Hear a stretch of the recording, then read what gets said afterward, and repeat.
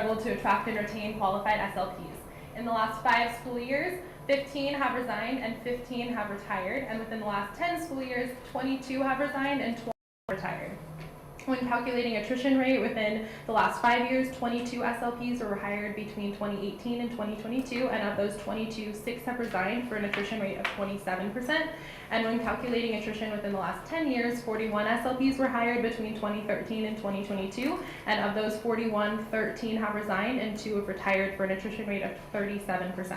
When looking at the SLP resignations within the last 4 years, Lodi Unified has lost 6 experienced SLPs, 4 to Stockton Unified, 1 to San Joaquin County Office of Ed, and 1 to Elk Grove Unified. The primary reason for these resignations being a lack of competitive salary, particularly in the early and middle years of service. Based on the current staffing data that we have, Lodi Unified has allotted 53.2 full-time employees, or FTE, for speech-language pathologists. Currently, we have 33.2 FTE filled by district SLPs. This means that we have 20 unfilled FTE this school year. Our special ed coordinator has temporarily filled these positions with 12 teletherapists covering 10.4 FTE, 9 in-person contractors covering 8.6 FTE, and 3 part-time retirees covering the remaining 1 FTE. Although we do have some wonderful contractors, we have had too many that were unreliable, they were short-term, they were not invested in our district, our students, or our families. We can do better. We should be doing better for our families and our students. The attached table that you guys have with you compares Lodi Unified salary to the most current salary schedules of the 4 surrounding districts. The table illustrates the discrepancy in the daily rate between Lodi Unified and its top competitors, especially in those early to mid years of service, years 1, 5, and 10. In order to attract and retain qualified employees, LPBA is proposing a 3-year plan to transition SLPs to a collapsed salary schedule with 15 steps similar to the 2017-2018 psychs pilot program that was approved for our school psychs, and it was ratified into our contract last year. Our proposed salary schedule is based on the hourly and daily rate of our school psychs, including the Sunshine 6.56% COLA for the 22-23 school year.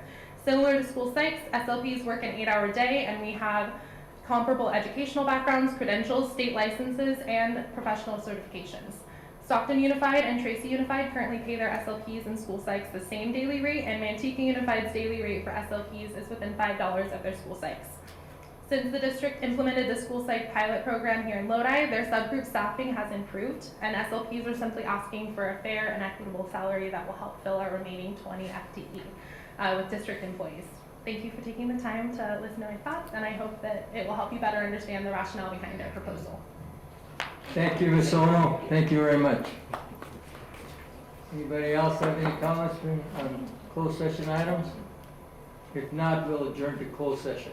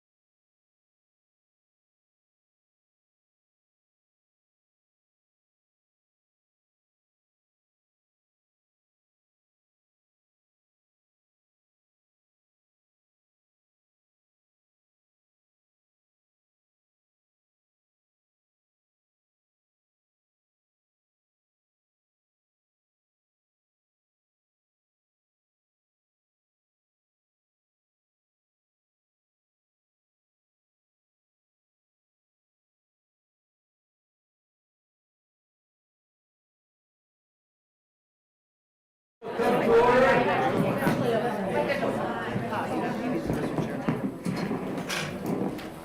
Welcome, folks, to our meeting. We have some student representatives. Joseph Gardia, very good. He's from McNair High School and is the junior class president. We have Alicia Lucir, very good, from Tokyo High School. Welcome. Okay.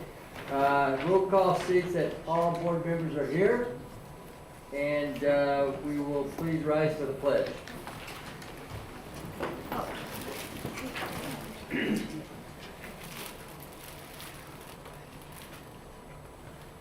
Salute.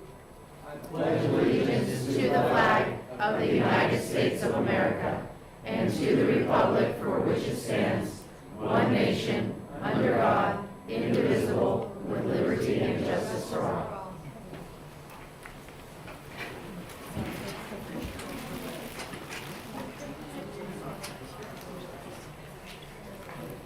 We have a report on closed session items, placement of non-public school students changes. Motion was made by Susan McFarland, second by Courtney Porter, to approve the placement of non-public school students changes for number 43 and number 115 by the following vote of 6-0. Conference with legal counsel, motion was made by Mr. Porter and second by Ms. McFarland to reject the claim 616507 but in that it was not rejected. We had a 4-2 vote on approving it. Is that correct? Is that answer that? I want to make sure. We want to make sure that the motion was made to reject it. Okay. Then we had 2 votes to reject, 4 votes not to reject. Okay. So at this point, it is not rejected. Not rejected. Okay.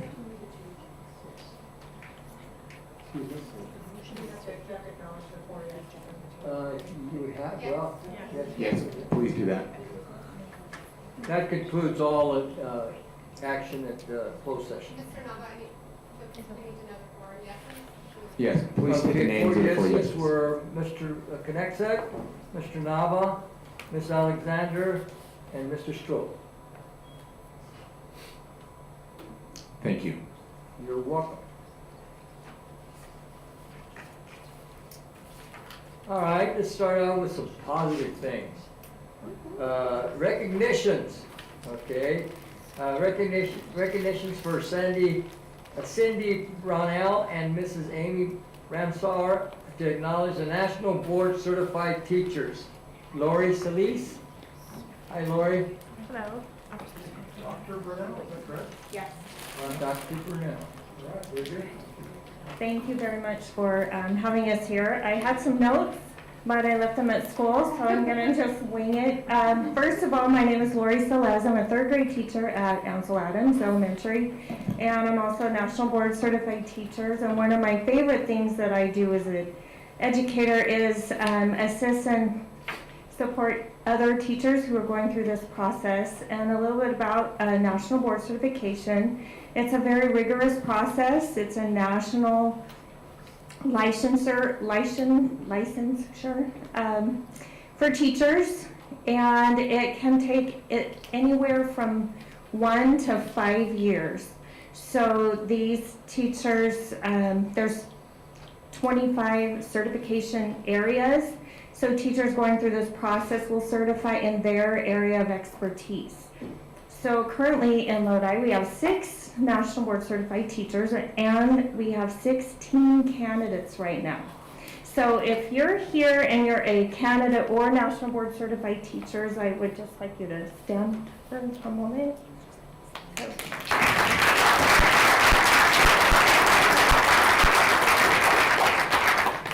So going through this process, teachers have to demonstrate their expertise in not only their content area, but also the pedagogy and how to teach that content.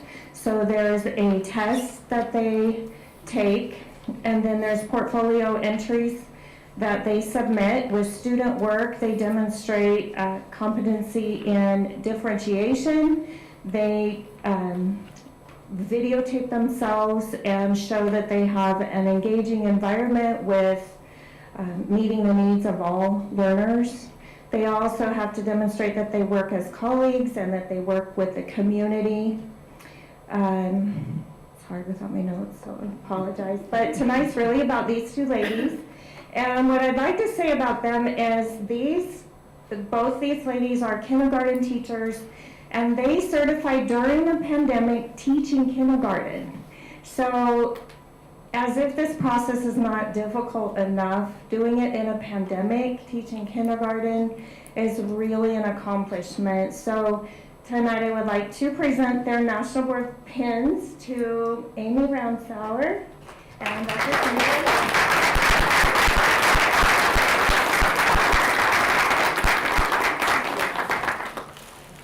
Any comments from the board? I would like to say, kindergarten is the toughest grade to teach.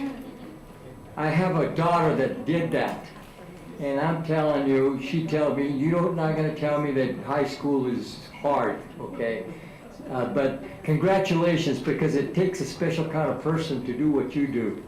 That's above and beyond. And we're taking care of the kids at Lodi Unified School District, which is great. Congratulations again. Thank you. Thank you.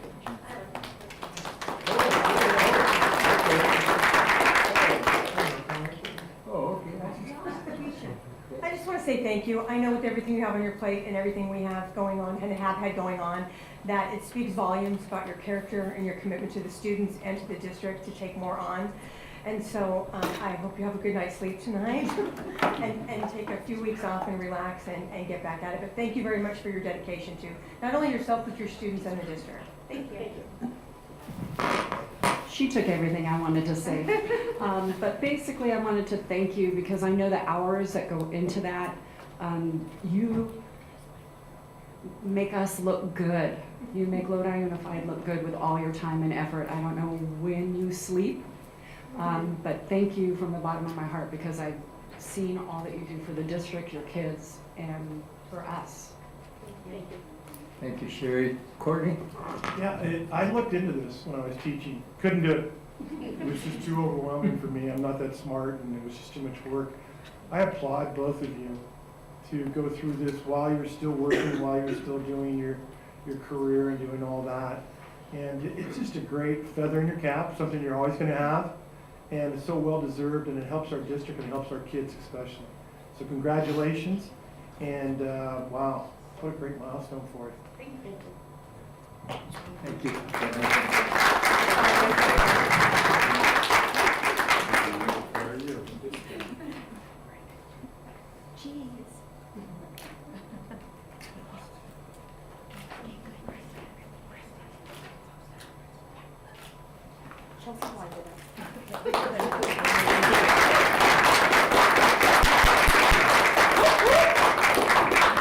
Miss Morris, we're honoring actually the National School Counseling Week. Miss Morris is here?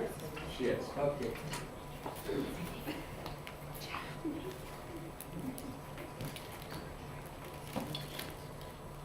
One of my favorites, my former wife was a counselor.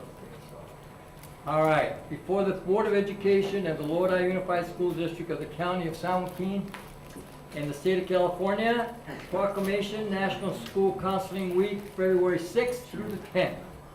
Whereas school counselors are employed in public and private schools to help students reach their full potential, and whereas school counselors are actively committed to helping students explore their abilities, strengths, interests, and talents of these traits related to career awareness and development, and whereas school counselors help parents focus on ways to further the educational and personal and social growth of their children, and whereas school counselors work for teachers and other educators to help students explore the potential and set realistic goals for themselves, and whereas the school counselor seeks to identify and utilize community resources that can enhance and complement comprehensive school counseling programs and help students become productive members of society.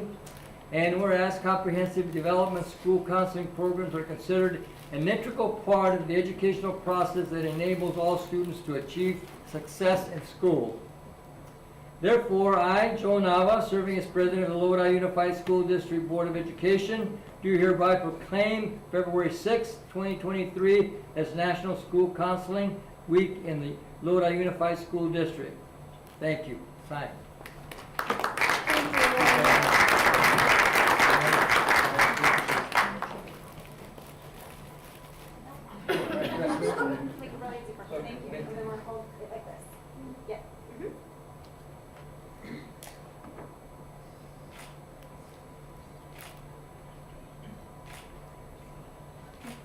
I'll take 1,000 of those. Thank you so much. You bet. Thank you.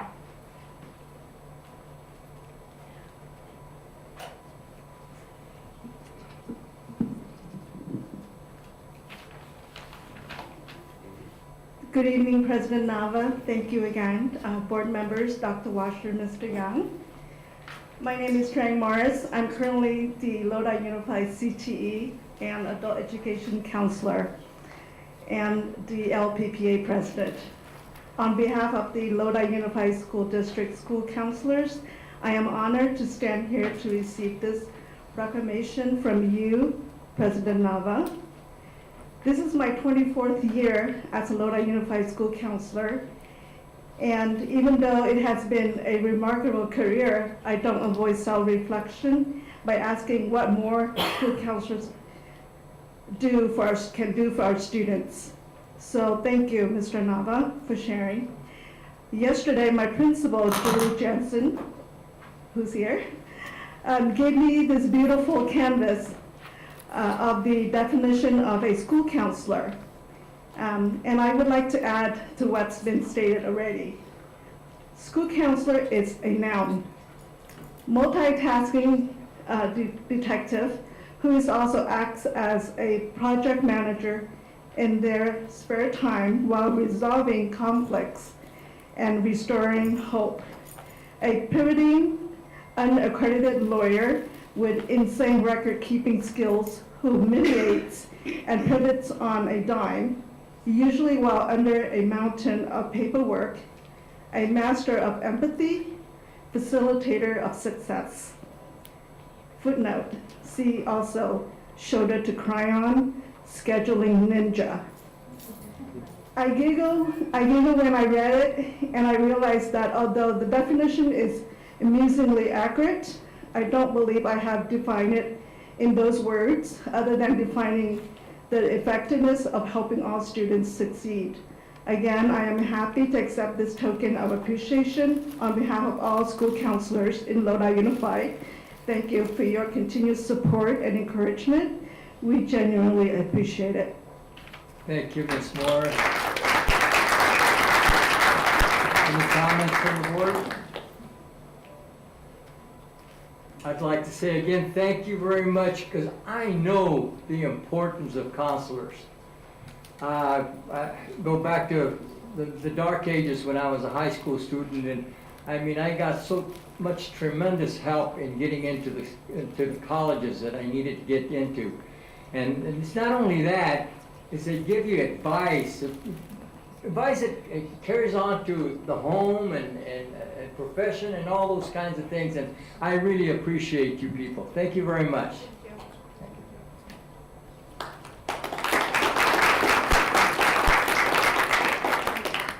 We have the superintendent's report, Mr. Neil Young.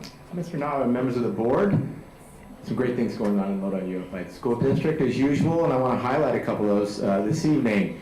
Congratulations are in order for teacher Becky Freeman and the Tokay FFA grapevine pruning and fruit tree pruning teams who competed at the state finals contest at Fresno State this past weekend. The grapevine pruning team is now reserve state champion team with Adam, and I want to make sure I pronounce his name right, but Kopinen, I believe, placing first place in the entire contest.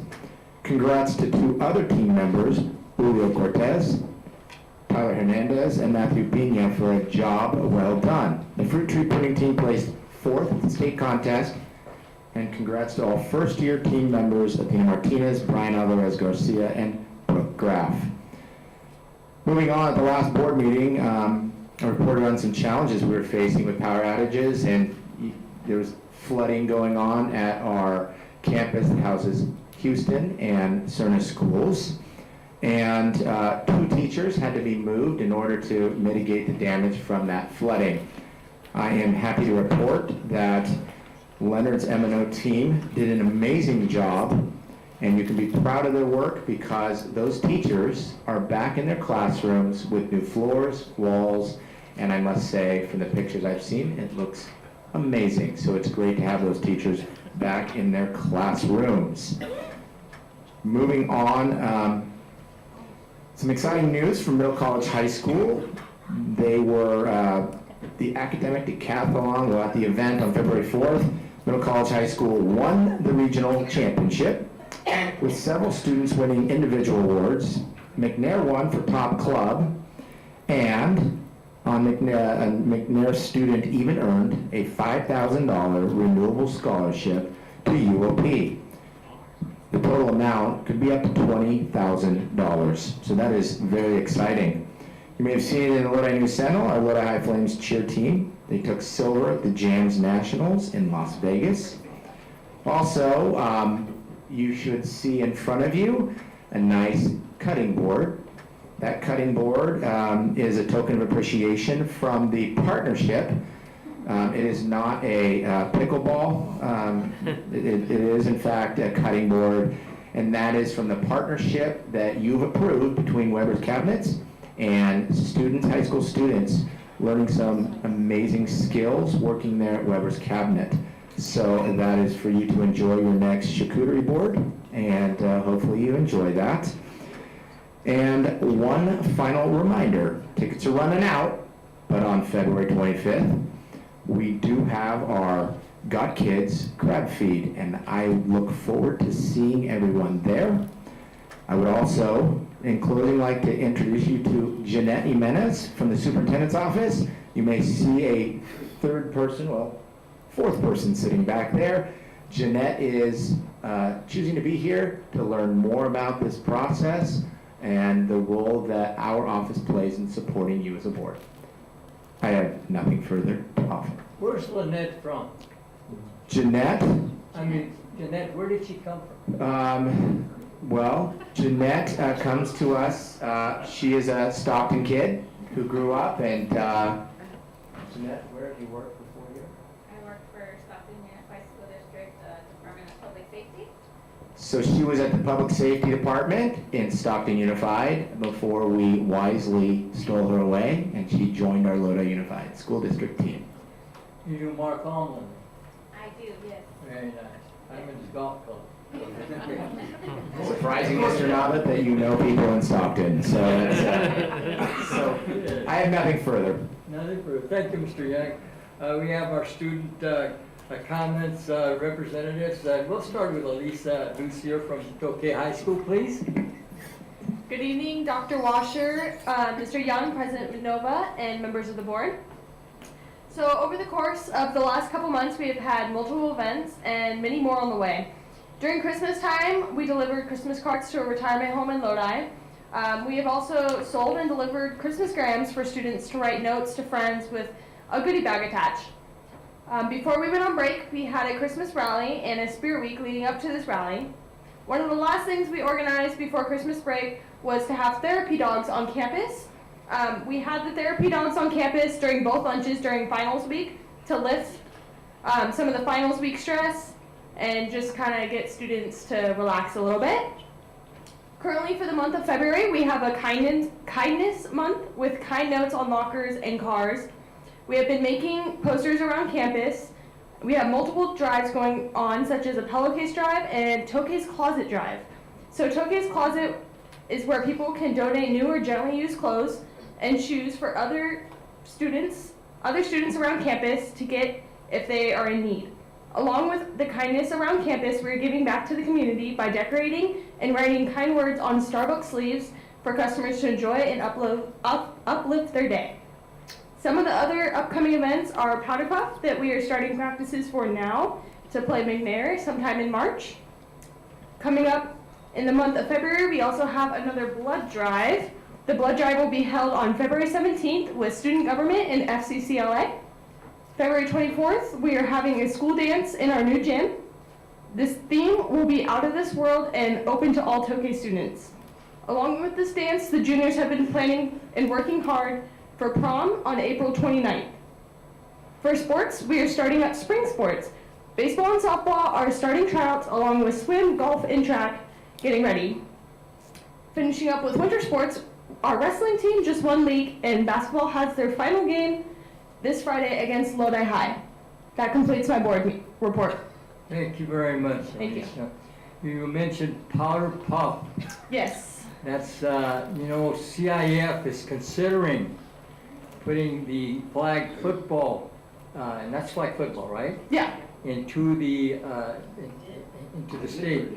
They did put it in? I'm not sure. They're speculating that they were They did. gonna use that as a sport. That is an official sport now Official for sport. girls sports. Right, and when does that start in our district, Mr. Young? Wow, that's a lot of pressure, Mr. Nava. I need to get back to you on the answer. Pressure, okay. I know you needed some pressure, but anyway, thank you very much for your report, Alicia. Thank you. Okay, Joseph? Thank you, Thank you, Dr. Washer, Mr. Young, and President Nava, and members of the board. I'm Joseph Gardia, the junior class president of McNair High School, and I'd like to share our report. So currently, going on at McNair, in honor of National Heart Awareness Month, CTE and Health Academy students encouraged everyone to wear red on last Friday on February 3rd for National Wear Red Day. Our school is preparing for our upcoming WASP visit at the end of the month. Our staff and student government are currently putting together a presentation to make sure that all students and staff are aware of what's going on campus and be ready for that visit. Along with that, student government is working on promoting the district-wide Kindness Challenge Spirit Week that will be from Monday, February 13th to Friday, February 17th. Some other stuff that just happened on campus was last Friday as well. We hosted the Think Kindness Assembly to kick off the Kindness Challenge Spirit Week. The junior class is planning prom. We have a venue.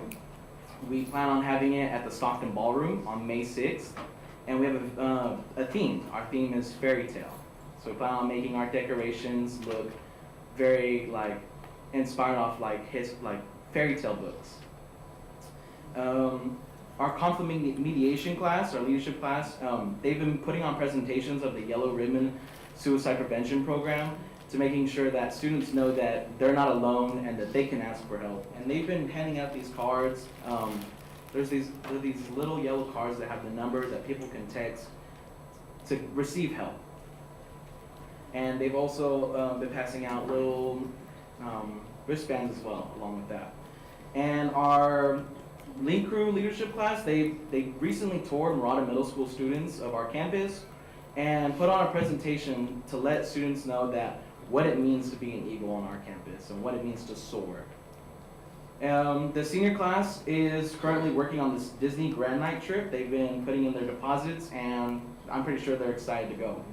And they've been working on creating a class shirt and deciding on what they want to do with that as well. Mr. Young already mentioned it, but I would like to congratulate our academic team who won first place in the club division for San Joaquin County. In addition to their team win, I'm going to go down a list of students who medaled and along with the student who received that scholarship. Student Nishpreet Shergill won a medal for her speech. Billy Nguyen won a medal for the math quiz. Adam Kanchong won a medal for the art quiz. Leo Liu won a medal for his essay and interview. And Lewan Barnes won one of the 2 scholarships that were offered by UOP for $5,000 a year for over 4 years. Some other stuff going on. The boys basketball team will have their senior night tomorrow, February 8th, when they play Chavez High School. And the girls basketball team will have their senior night this Thursday on February 9th when they play Bear Creek. And going back to Link Crew, some upcoming stuff that they have planned. They plan on doing a 3-on-3 basketball tournament that will include the freshmen at McNair. It'll be after school on February 22nd. And thank you for listening. That is all I have. Thank you, Joseph, for your report. When you say senior games, that means the end of the season for those seniors at home, right? Yeah. Yes. That will be the last home game. Last home game. Very nice. You guys are being proactive on a lot of things on your campus, which is good. I'm glad you're having the prom at the ballroom because it's a nice place to have it. Decorate it nice like you mentioned. And good luck to you guys. Thank you. Number one, I know you're a junior class president. Your first time to this meeting, right? Yep. Can you tell us something about yourself? My name is Joseph Gardia. I'm a junior at McNair High School. I'm a Stockton resident. I've been here before. I've worked on the new Lodi logo. I was a part of that process on that committee. Currently working on McNair's new logo. Hopefully we can get that soon. I'm 17 years old. My birthday was just recently. It was on Friday the 13th. Friday the 13th? Yeah. Okay, thank you. Alisa, how about yourself? So I am about to turn 18. I'm a senior at Tokay High School. I'm preparing for graduation and all the other upcoming speeches and everything that comes along with graduation. After graduation, I'm going to ASU to do online. My job will be paying for my tuition, so I'll be doing an online to go into criminal justice at ASU after high school. Awesome. Very good. Thank you very much. Thank you. All right, we'll continue on with our agenda. Thank you, students, for your reports. Comments from the public. I'd like to have the speakers first and last name before starting. 20-minute time limit period has been set aside for the public to address the board on items not listed on the agenda. Each public speaker shall limit his or her comments to 3 minutes. The board cannot engage in dialogue about public comments because of restrictions placed by the California Brown Act. Public speakers timer is on there, and the light will stay green for the first 2 minutes. At 2 minutes, it will start flashing green. At 2.5 minutes, it will turn on orange, and at 3 minutes, it will turn on to red, when that means your time is up. Okay, public comments. I have Maria Smith.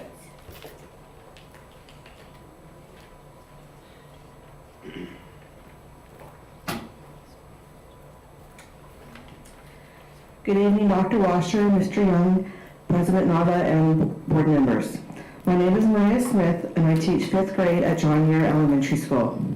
I'm here to let you know about 2 safety concerns I have that you may not be aware of. 1. Several years ago, the district got rid of the Lodi Unified Bring Your Own Device Wi-Fi connection. While I don't know the reasons behind this, I do know that this puts myself and my students at a safety risk. How, you ask? Well, our site has lockdown drills. We are asked to email or text our administrators to let them know that we either have all of our students or we are missing someone and who it is we're missing. We are asked to send this information while we are huddled in lockdown position, so most of us are sending this message from our phones, as our laptops are often hooked up to the Promethean boards or other devices, which makes getting them quickly unfeasible. Since the Bring Your Own Device connection has been deleted, when I send these messages, they do not go through. God forbid we have an actual lockdown, our administrator would not get these messages and would be unable to ensure that all students are safe and accounted for. My second safety concern deals with skunks making homes under many of our portable classrooms on our campus. This has been an issue for the last several years. The district or city has trapped several skunks and taken them away, but the holes in the portables ramps, which is where the skunks are gaining access, have not been fixed, or they have been fixed so poorly that the skunks are able to get in still. Our custodian has put in several work orders and one was fixed, but the others are still damaged and just waiting for any animal to decide to make a home there. Bunnies and kittens are just a nuisance, but when skunks come in, they spray, which makes the entire learning environment, i.e. classroom, uninhabitable. Students and teachers are complaining of headaches, upset stomachs, irritated eyes, and nausea from the smell. Entire classes are having to find new locations to learn, or doors and windows are having to stay open to air out the rooms, which goes against our safety protocol of keeping all doors closed and locked during the school day. Now that you are aware of these two safety concerns, I hope you will do something about them. The teachers at our school can only do so much. You need to do your part too. Thank you for your time. Thank you, Maria. Thank you for your report. Anybody else from the audience want to make any comments? Will we have time to discuss Houston during the agenda? Are you here for Houston? Yes. We can wait on that. Okay. No more reports, okay. Let's have the report from Houston School Enrollment Update and Future Options, Dr. Sally. Thank you, President Nava, Superintendents Neal and Nicholas Washer, members of the board. The report before you on Houston, we bring as a result of our annual staffing, which we conduct mid-year in the winter. And as you notice on the next slide, I think it's the next slide. Thank you. Over the past several years, the enrollment has been declining. The year you see listed there is the ending year, the year ending in 17-18, and so 18 would be 202. And we look at the staffing projections for the following year so that we can get prepared for a first-round transfer and so forth. And as we look at the staffing is in general based upon enrollment. And as you see, as enrollment declines, staffing begins to decline. And we are in a situation at Houston where, due to the numbers, the classrooms are all combination classes. And in order to have the configuration, there's a K, which is not a combo, it's a straight K. The other elementary classes are combined, 1, 2, 3, 4, 5, 6. So in the K-6 realm, we need 4 teachers to run the school. Enrollment only projects for 3. So we appeal for an extra of a 4th FTE. The middle grades, we have a 7th and 8th grade, and you can see the enrollment there by grade level. You'll notice that another thing looking forward, if we were in a good position, the lower grades would have the higher numbers because that would mean the school is growing. You see the opposite here, and that the largest enrollments are the upper grades, and the primary grades are a dozen or fewer, and actually 3rd grades are very small. So over the next several years, the situation isn't looking to change, but to get more in greater decline. So this presents several challenges. You may be aware the principalship is shared with the Victor School. The combination classes already mentioned, all classes are combos. And then the principal, or we have some challenges with preps. Our teachers receive their music and the PE preps. Makes it very difficult to provide those preps because there's a lot of travel time. The teachers aren't there very long when they are there to release their prep period teachers. So they're then traveling to another site rather than being on campus for most of the day or a full day. So that was sort of the nexus for this as we look at our annual staffing. And this has, you recall this has come up in the past, but this year you'll notice the numbers are projected to end of the 2023-24 year at the lowest level in recent times. Next page, please.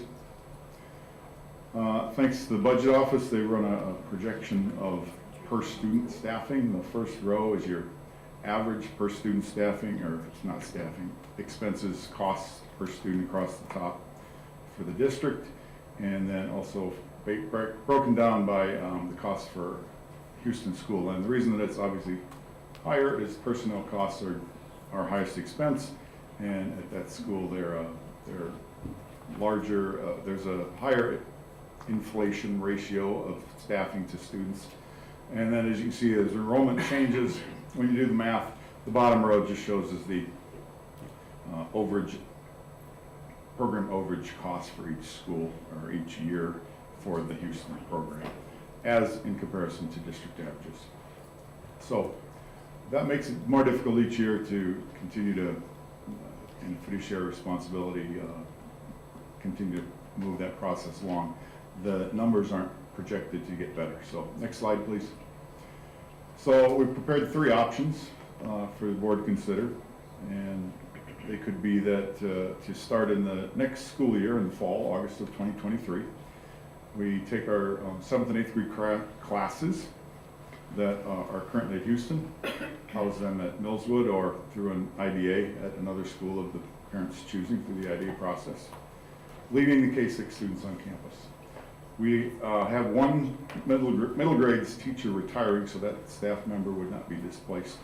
We do have one staff member that would be needing to find a new placement, which would help them locate another assignment in the district at another middle school if that was where they'd like to go in their credential for. In that same bullet A, then the second step of A would be that in the 2024-25 year, we move all of the remaining students to Victor and or again through an IDA process at another site if the parent so chooses.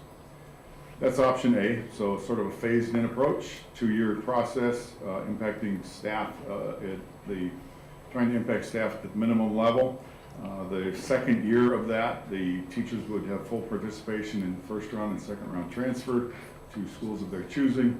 If they so wish to remain with their students, they could choose to transfer and make a request to transfer to Victor and remain with their students, or they could go to another school with an opening. Option B there, obviously, is just start next year, August 2023.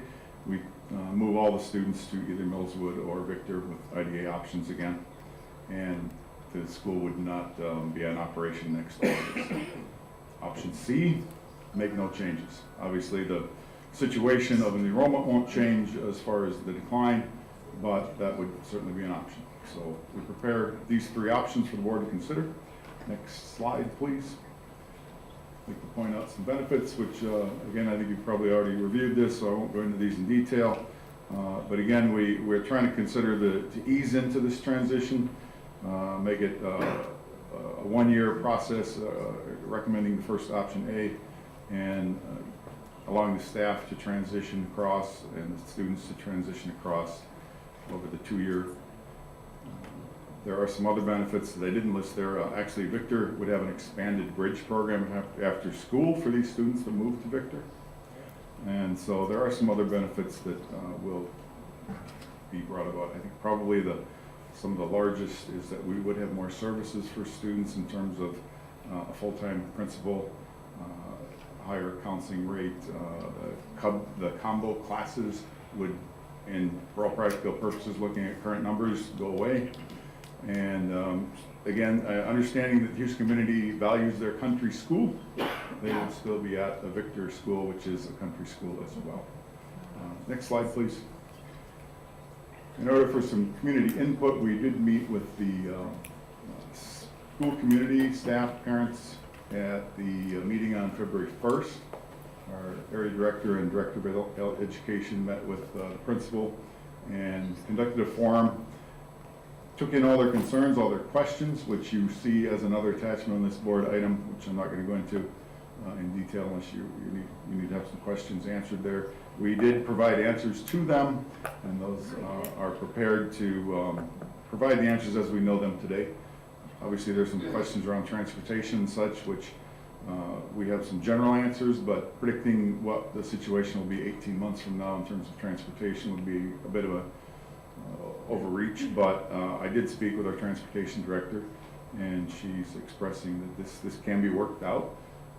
It's certainly a situation that's fluid. As if we get more drivers, the situation would be better. If we have any further loss of drivers, the situation could get more challenging, but we are prepared to take into consideration what's best for the students if they're in a situation. I know one of the concerns was with the middle school students and elementary students being on the same bus.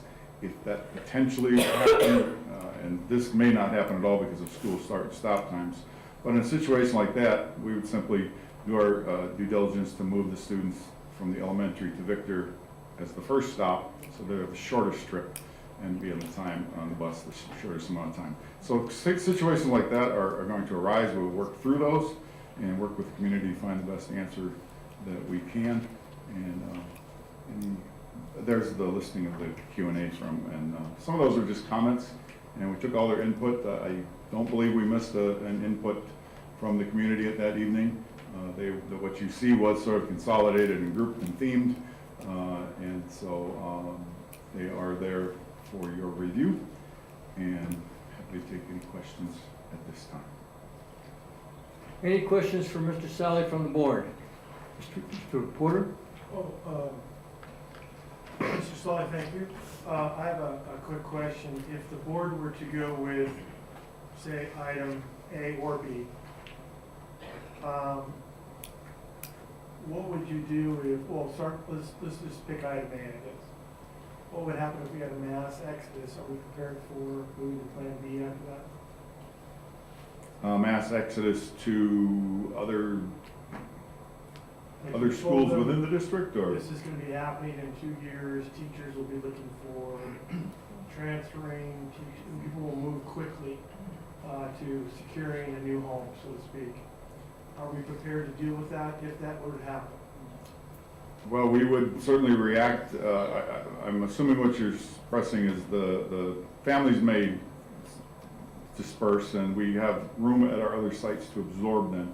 Staffing, we would have to follow the CBA agreement and provide transfer opportunities. And there are certainly available openings across the district for staff to find another site. If we end up where we have a vacancy we need to fill then at Houston, which we currently don't, we would simply seek to fill that with our current hiring processes, which we are doing to fill vacancies at additional sites at this time.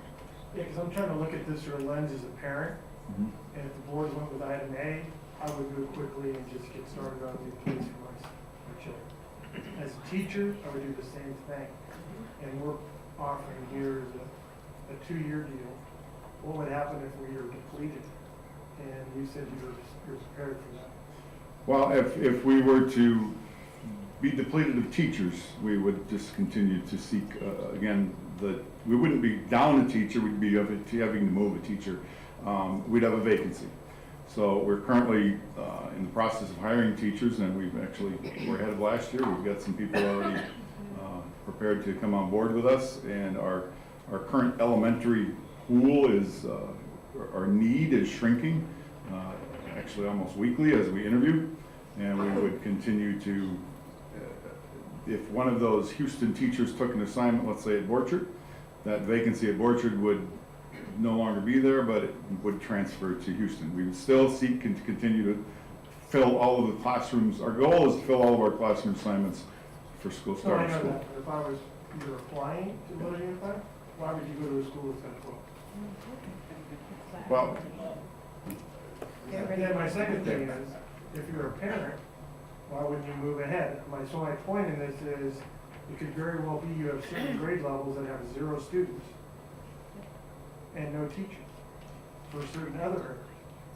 Are you prepared to deal with that? Board, I would just share this information. We can't predict exactly what that would be, but our intention would be under option A that we would have the 4 teachers. The goal would be have teachers, even if the class sizes were smaller. Our kindergarten class has, I believe, roughly 10 now, and we would try to have staff there for the 23-24 school year so that the students could continue to receive instruction, but we would have to address if contingencies came up that we are unaware of, but the plan would be, and the goal is, to have 4 teachers for our K-6 students at Houston School next year, if that is the direction the board wants to go. Yes. Thank you. Thank you, Dr. Sloan. Mr. Stroll, any comments? Nope. Mr.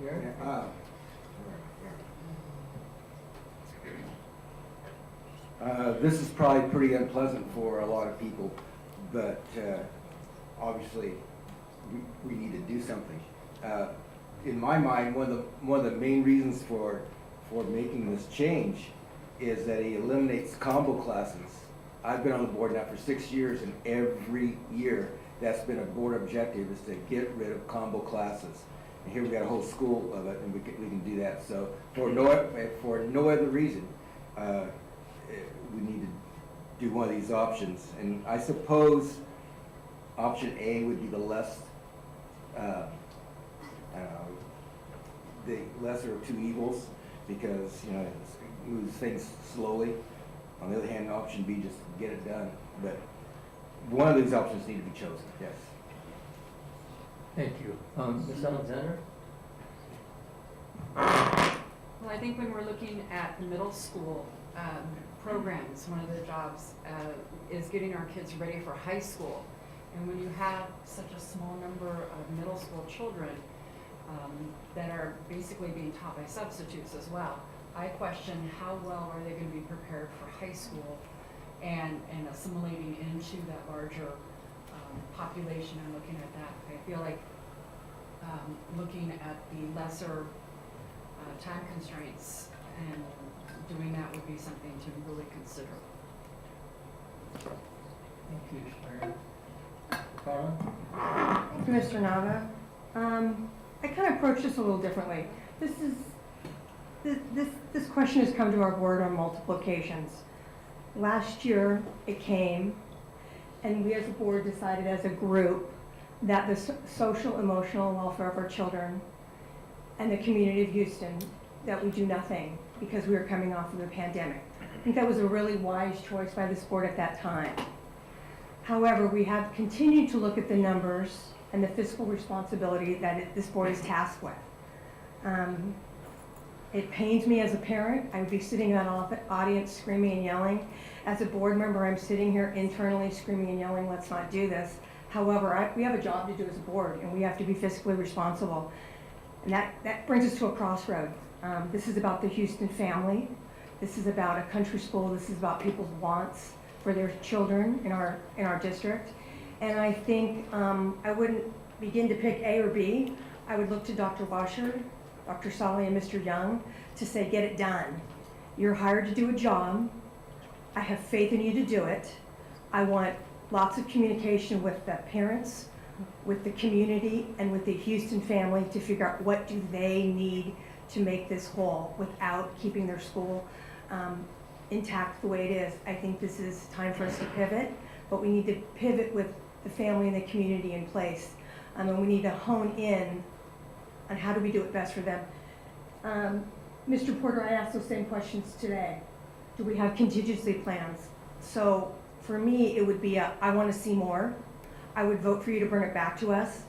I don't look at it as a closing of a school. I look at it as a redirecting. However, bringing it back does not mean that we're ready to redirect. Bringing it back to us means we want to see what you're going to do. So for me, representing that district, you're going to have to do a lot. You're going to have to show me that we're going to take care of those families and those people and the staff. There's a lot of staff out there, and I want to make sure that everybody is, we have an opportunity here. Most schools, all of a sudden something happens and we have to close. There's lots of aggressiveness. This has been coming slowly. We have averted this for a number of years watching the numbers, and I've been watching them knowing that this day was going to come. And as a parent, it's got to be heartbreaking. This is where your family, this is where you live, this is what you do. And there's a reason why people are at Houston. And so I expect us as a district to put our arms around those students and that staff and give them a similar opportunity. If it takes 1 year, fine. If it takes 2 years, fine. But we have to be fiscally responsible. And that's where this board member lies, is in the fiscal responsibility. But the emotional and the family component of it is not lost. So I think we need to go back up to that school and talk to them, figure out what's going to work for them, and how do we combine what we need versus a game plan moving forward for the Houston community. And I want to keep it focused on Houston. There's another school on that campus that isn't involved in this. We're talking about Houston, so let's keep it focused on Houston and the community and the family, and that's where I'm at. I would say, really can't pick A or B. I would defer to your team, Mr. Young, and the families and the community of Houston. Thank you, Ms. McFarland. Yes. public as well. Just want to make Yeah, sure that. I'm finished. You have to say something. Okay.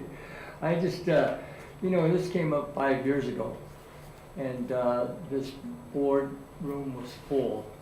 And I understand, being an educator myself and having children, change is very difficult. And being that the case, I like A because you're easing into it. Now my question is, there are students that are going to Houston there, and the 7th and 8th graders class goes, are to enroll at Millswood or intra-district agreement to Lockford if requested. Is Serna a possibility? Mr. Nava, the program, the dual immersion program as it exists, the charter has, as far as the process goes, to be in the lottery to be considered. The challenge of a middle school student entering into Joe Serna is that it is a dual immersion program, and in fact, the students at Houston are in a different type of program, so I think that would present challenges. Thank you, thank you. Okay, that's all my comments right now. I would like to take comments from the audience. Yes, ma'am? Hi, Lisa Grassi. You guys know me. First of all, let me apologize for my appearance today as I left my house first thing this morning to take my mother to the hospital who had a stroke and left her side to come here and fight for Houston. Okay. And as soon as I leave here, I will be going back to the hospital. Now, as for your numbers, can you answer why they're denying kids that Houston's their homeschool and sending them someplace else? If you guys are so worried about the numbers and being fiscally responsible, please tell me why you're telling students that belong at Houston, that live in the Arbor Trailer Park, that they can't go there because there's no room. I was told by the principal they don't have a desk. Well, you know what? I've seen behind Tokay, there's desks behind there. Why are you denying students their homeschool and you're worried about numbers? It seems to me like a big cover-up. And I don't think any of you are aware of it. I think it's all the rest of them writing these reports. I want that question answered. As for the dual enrollment, I know you guys are super against it. Mr. Strode, your brother's my mom's foot doctor. I've had long conversations with this about him when we're in his office. My son's a computer science major, Sac State right now, had a dual classroom. They loved it. All my children loved it. In fact, they love it so much, I have kids on IDAs to come to Houston next year entering first grade. I'm very interested to see if that kid's gonna be approved or denied for his IDA, since these numbers are mysteriously going down when there's people interested in Houston. I'm a board member for a team in town. I won't say, because I don't wanna mix. I have parents come up to the table complaining about Millswood, complaining about this school. You know what I tell them? Hey, come to Houston. Oh, well, we're not gonna go to that school because the district's shutting it down. You guys are worried about enrollment. Why are you not building us up? Nobody's doing anything to get enrollment. In fact, you're turning our children away. And as for the pandemic, what about the kids that go to Houston that were just flooded out of their homes in the Arbor? And me, my personal tragedy today, and now you guys are doing this? Just because, you don't have the storms that we just passed didn't affect you guys personally, they affected the families at Houston. Kids were displaced. Kids were staying in FEMA shelters that go to Houston. So they were part of another epidemic for their area, and now you're gonna take their school away from them? What I wanna know before you make any decision is why were our kids denied that are supposed to go there? Why are our numbers so bad? I really implore the board to look into it. Please, look into it and tell me why kids are getting denied. Then tell me that the numbers are not good. That's all I have for today. Thank you, Ms. Brown. Any other comments?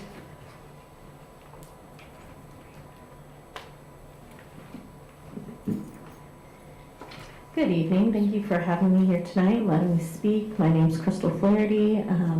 I have 2 children that go to Houston School in 2nd grade and in 6th grade. So it basically is going to affect us all together next year. And I just don't understand. I was here in 2017 fighting the same exact thing. And it doesn't make sense to me that why are our numbers declining? A lot of it is, why would staff want to come to a school that could be closing? Why do parents want to send their kids to a school when they can just get an IDA and transfer them out because they don't know if it's going to close or not? And it keeps coming up every year, and I'm grateful that last year Sue McFarland stood up for us and made sure that we're good. Being a country school, we're just a small school. But the thing is, I get the numbers, I get that it's costing money, but the reality is in 2017-18, we had empty classrooms. We had money going out, but we didn't have it all filled up. So Serna joined us. We filled up every classroom. There's no room for us to even expand now to get more students to add to our declining numbers. We're not accepting kids. Our principal's still signing IDAs to let them leave our school. We have all kinds of problems going on, but instead of getting mad, like, why can't we build it up? Why can't we, add more, invest in our school? Like, fair is not equal, every school is different in how they are. We have, back in 2013-14, when you guys decided to add on 7th and 8th grade to Lockford School, well, there went all of our numbers for middle school. All of our kids, that I went to middle school here. I grew up in Lockford. That's just what we did. So now all those hundreds of students that are no longer there, which was a district decision, affected us. It was nothing that we did as a community. This is where we want to be. We like the country school. This is where we want our kids to grow up. I don't want my 6th grader going into 7th grade and having to be with hundreds and hundreds of students where he's comfortable. I've even asked him myself, do you want to go to a bigger school so you can make more friends, you have more stuff to go do? He says, no, Mom, it's fine. Victor School, we're going to have new students coming in next year. I'm going to make new friends. Like, it's going to be fine. And I just don't understand. Like, we've gone through so much trauma out there. There's no, it keeps coming up every year, so nobody wants to come and join our school.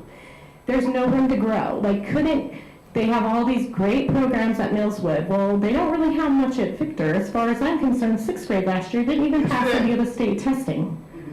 So if 6th graders didn't pass the state testing in Victor School, but I'm going to send my daughter to go there to make it, is that my time? Really? Take my time. Can I talk for her? No.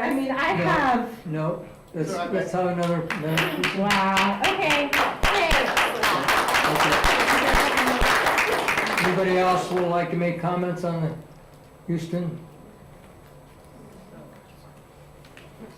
Good evening, members of the board, Mr. Young, Dr. Washer. I feel for you all. I've been through this as a teacher. I taught at Tokay Colony when Tokay Colony was closed. I taught there for 4 of the best years of my teaching career. All of our classes were combo classes, that is true.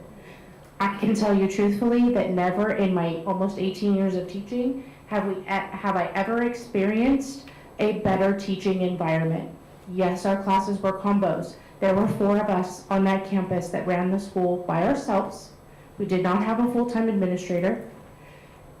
There was great cross-grade level matriculation in a way I have never experienced before nor since, because we all work together. So Mr. Porter's question was on point. The kids will start leaving. As soon as this is a definite, those numbers will drop. It happened to us. We were down to 85 kids. They will make a mass exodus because they're going to start jockeying for places for their kids to go so that the transition is a little bit easier for them. So I understand fiscal responsibility, but as a teacher who's been through this, who was displaced, who watched our kids scatter to the wind, I feel for them, and I know it's a hard process. So please take that into consideration when you go through this.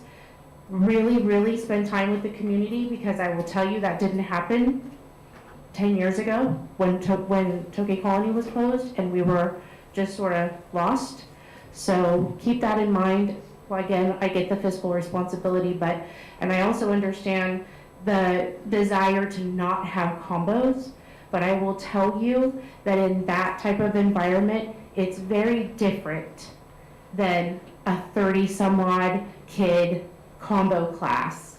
It's just a different setting, and it's a different sense of community than you'll see on any other school campus. Thank you. Thank you.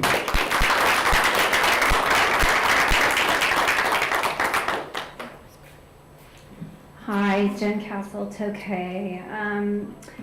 I am going to speak briefly. I have been attending board meetings for many, many years, and I have seen a number of country schools go under this sort of debate. I don't think it comes down to fiscal responsibility, because we are not factories. We deal with human beings and families. I know a number of us have taught and have sent kids to country schools. These country schools are community hubs. And a number of people have mentioned that, but I would urge the board to not forget that concept, that I've seen various boards preserve that notion that these are important community centers for these families. I'm not sure that it all comes down to money, and that's kind of a shallow concept, if you ask me. There were assurances last year that were made to these families, and I'm not sure that that has been followed through. So the assumption that anybody will do anything to save combo classes, no, I think the priority should be that you should be accommodating these families, and you should be listening to these families, and that these families have the needs that are perhaps special to country communities that are not being taken into consideration. And for years, I've watched various boards take those needs into consideration, and I just like to remind you of that. And even as recently as last year, I feel that there were assurances made, and certain schools were accommodated, and I'm not sure that other schools are being accommodated now. So I just thought that that reminder might be helpful. Thank you, Ms. Preston.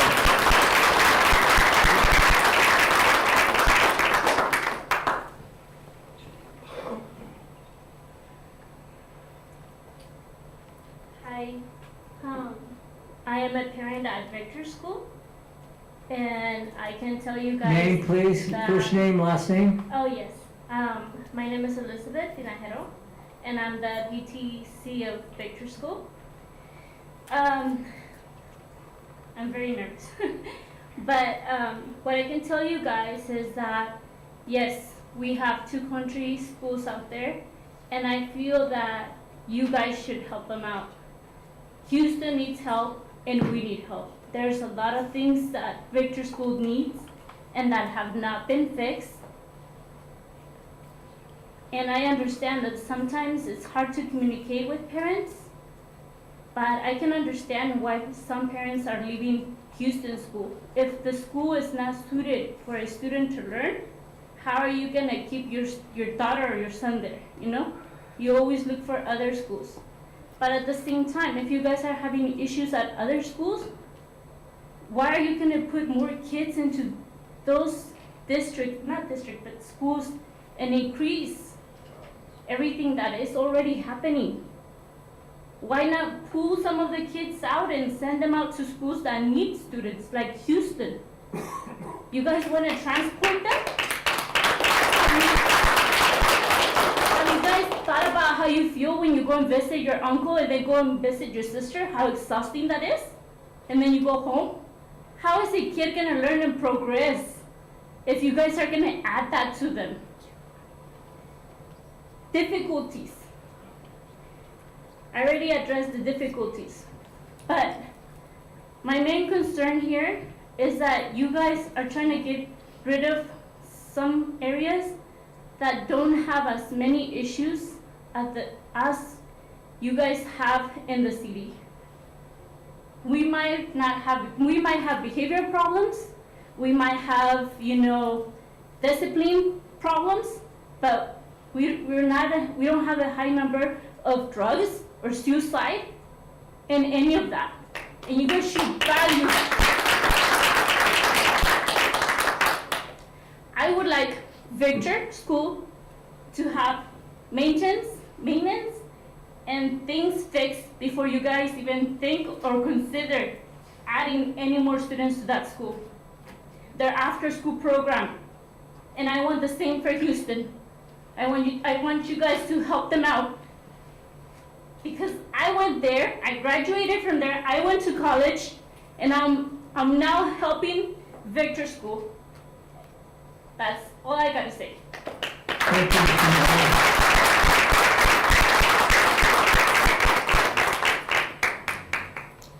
Any other comments from the audience?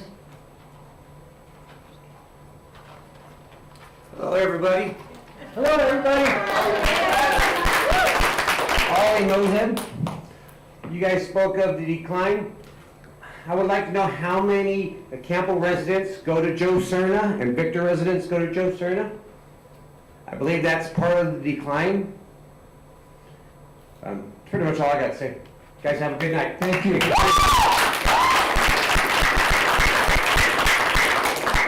Any other comments? All right, I want to just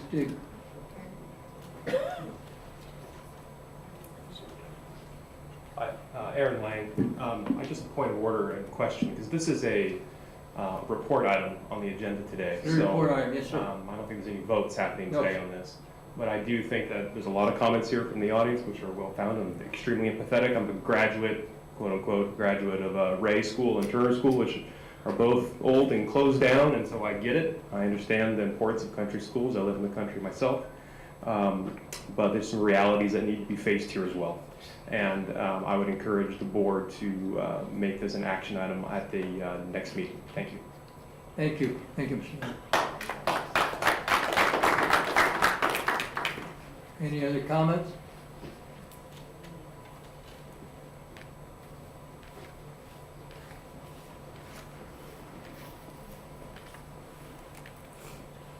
Hello, my name is Kylie Starks.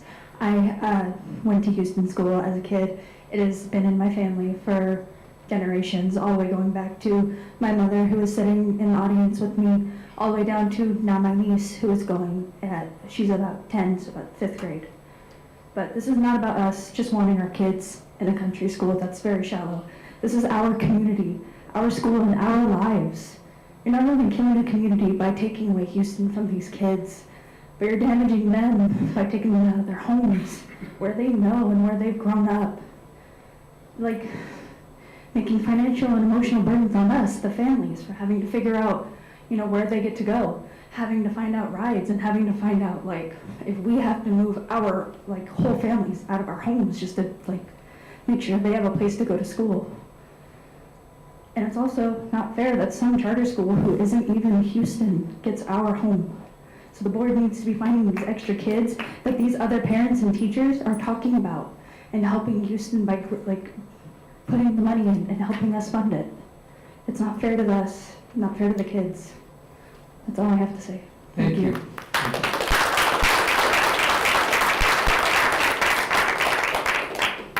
Anybody else?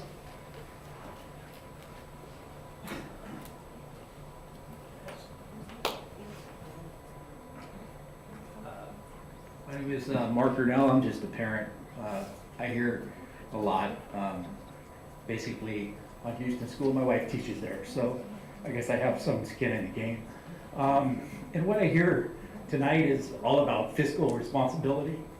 And I've been to a lot of these board meetings, so I guess not all of them guilty, but a lot of them. And I sat here one night, I believe it was when Dr. Washer was going to retire. And congratulations on your retirement, by the way. And Mr. Young, is it? Yes. Congratulations on being hired. And the board members sat here for over 2 hours and debated how much to pay Mr. Young.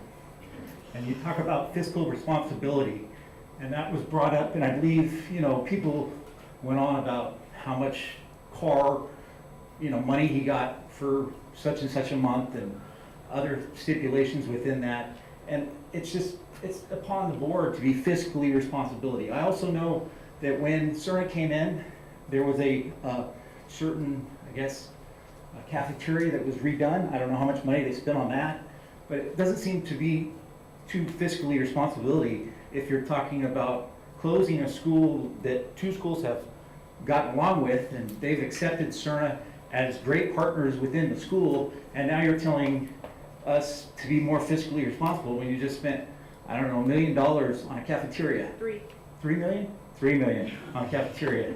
So I would just like the board to also look at yourselves and think about, hey, what can you do for Cerna? What can you do for these people in a Campbell that just had their home, most of their homes flooded out? But what can you do, you know, besides, yes, that my wife comes home and, yeah, oh, I got another, you know, 2 classes to teach this year, 5th and 6th grade. But she hangs in there and she does the job, just like most of these teachers do here. I know one in the back that does here also. I just hear a lot of fiscal responsibility, and like the lady shared here, think more about a community and what you're gonna really do by shutting down a school. It does nobody good, and I understand you have a tough decision, but you also have made choices within, you know, within your, I guess, jobs to be fiscally responsibility. And I've seen some not so fiscally responsible things here. Thank you. Thank you, sir.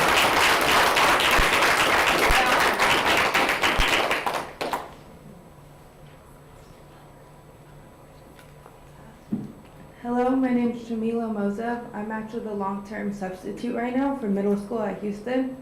My dad went to Houston, my uncles, my sisters, my cousins, I went to Houston.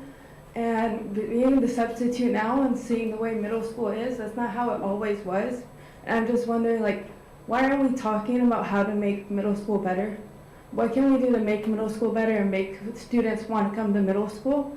Because I see how those kids are. We have middle schoolers wanting to leave now because they don't feel appreciated there. They feel like everyone thinks that our middle schoolers are bad. So can we talk about making middle school better for these students?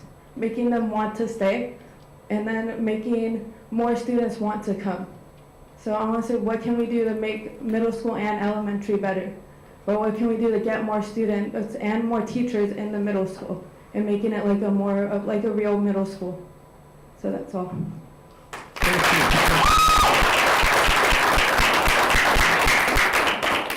Thank you for all your comments. I just have a question, Mr. Sally. Most of these parents that are here attended your meeting?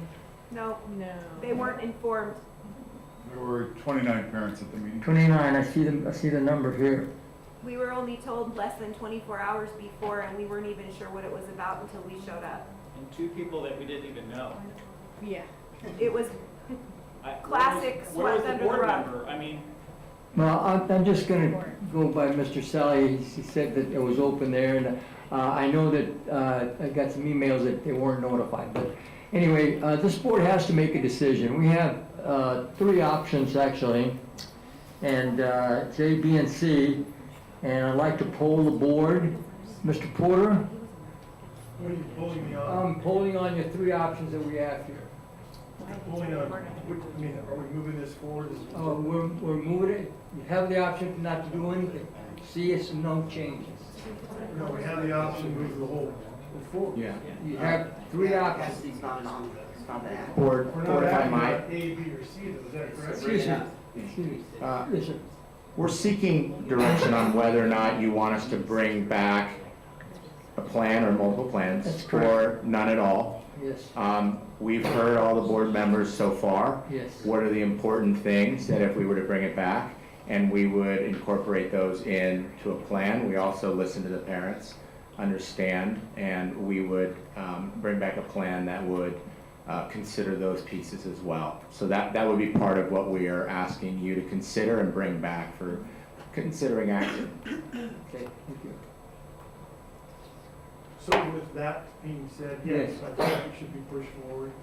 Also, like I was perusing, you probably should take a look at their school report card and how Houston is doing with all the combo classes versus the district versus the state.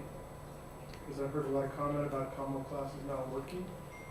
And I think if you look at those numbers, you might be a little interested in how they're doing as a school.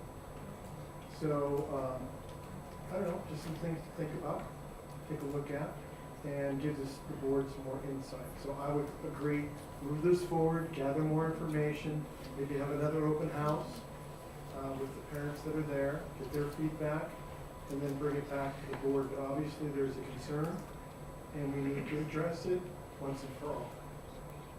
Thank you, Mr. Porter. Mr. Stroh? I agree. Is this working? Yeah.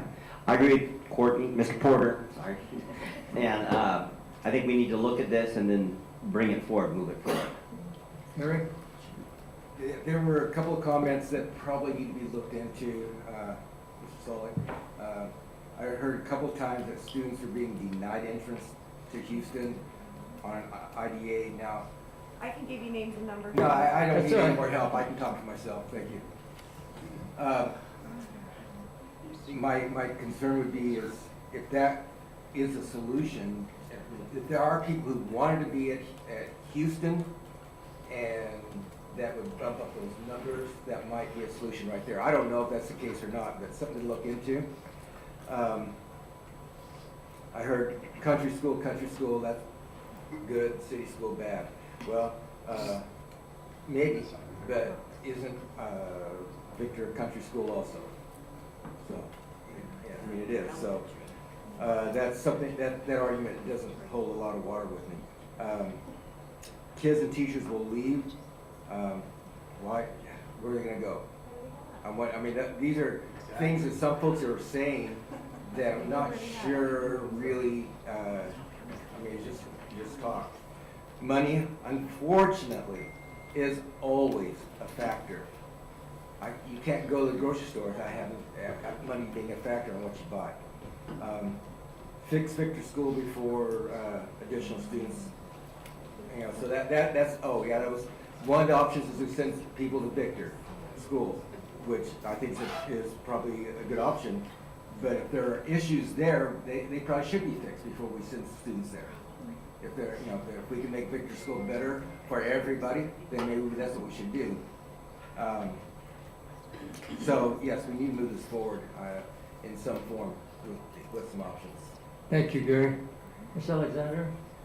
I'm kind of concerned as well with sending students over to Victor if it's not safe. I feel safety trumps everything as looking at our students. I probably have to concur as to moving forward with some additional information on some of those questions that have been brought up, especially about students being denied. That one definitely popped as something that I personally was not aware of. So. Thank you, Ms. Alexander. Ms. McFarland? Yes, hearing the comments, obviously we do have some work to do and some questions that need to be answered for us. I also would like to see it move forward, but moving it forward doesn't mean it's a yes vote. Moving forward means more information. I do think that in your moving it forward, I would hope that it would not come to us until you have spoke with the Houston community and as I spoke earlier, had enough information from them that we are moving in a direction that makes everyone happy. I'm also concerned about the number of denials. I would like to know hard numbers on those within your report, and I'd like that evaluated before you bring it back to us. But I would like to get some information and finally put this to rest one way or the other and figure out what we're doing so that these people aren't going through this every couple of years. Thank you. Thank you. Yes, Mr. I just want to also comment that doing nothing is not an option. We need to do something there. Yes, I agree with board. The board wants some more information. One point that the combo classes, for example, that Mr. Porter mentioned, I'm always concerned about those.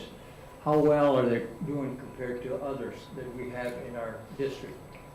Again, I want you to include more parents, have some more meetings, include more parents on this, because if they're not included, they come over here and tell us, we're not aware of what you guys have done as far as the information that you receive or that they gave or that you request. So I'd like for that to happen. And if that happens, go with it. We're not saying that we're not gonna choose any of these items as a board, but we need some more information for us to make a prudent decision. Thank you, Mr. Nava, members of the board. We have a direction. Thank you, sir. Okay, thank you very much. Thank you, audience. I did have a quick question though. The questions that we asked, No questions. I just want to know where we can find the answers to them that we asked at the meeting. And we will have some persons that will be in touch with you with more information from the community. And then you can have the questions from Mr.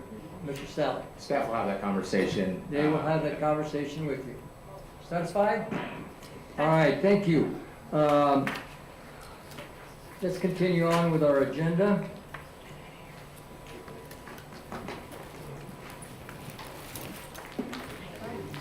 Public comments on consent agenda A. All right, we'll wait till you, some of the crowd leaves.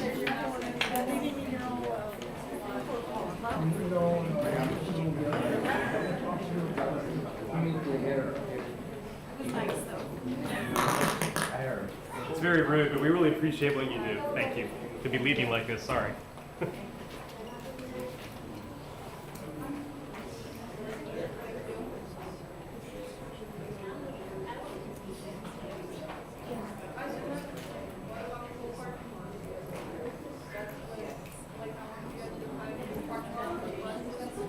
All right, public comments on consent agenda A. We want, again, the speaker to give us a first name and last name. The public and student representatives may address the board on consent agenda A, routine business. Each public speaker shall have a comment, but should limit their comments to 3 minutes. Okay, any items on the consent agenda A? A11. Excuse me, I'm talking to the audience. I'll be with the board. Thank you. In the audience, please. Lisa Wilkins, LEA President, President Nava, Superintendent Young and Watcher, members of the board. I just want to make a comment on item A6, or the LEA Association proposal for successor agreement for 23-24.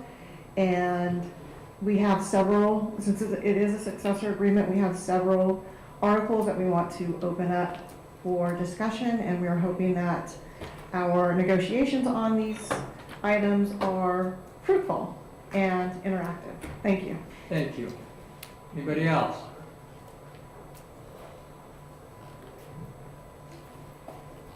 Good evening, Mr. Young, Dr. Washer, members of the board. Item A4, I just want to say thank you to the board, and item A5 for the reclassification for our print shop folks. I don't know if you recall or not, but that came to you several months ago. You approved a job description, and through the negotiation process, it was determined that we reclassify those folks. So thank you for your support. Thank you. Any students represented? Anything? All right, board, any items that you want to pull from routine agenda A? A11 for Mr. Porter. Anybody A2. else? A2. A2 for Mr. Stroll. Question. It's okay. Anybody else? I need a motion. I'd like to make a motion to approve the following consent agenda items.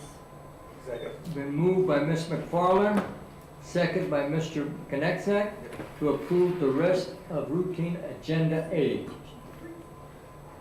Student vote. Alicia? Yes. Joseph? Yes. You. Board vote.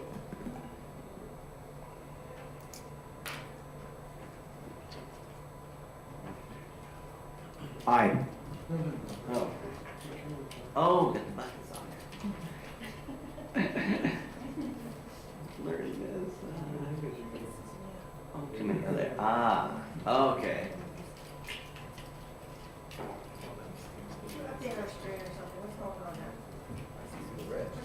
Okay, motion carries 6-0 on the rest of routine agenda A. Mr. Stroh, you have item A2, please. Yes, sir. Yeah, I was just a little bit curious about number 2 on there, amend with Caricon Consults about seismic things for the property on 19 South Central Avenue. So have they already done some seismic testing on it? It's added on?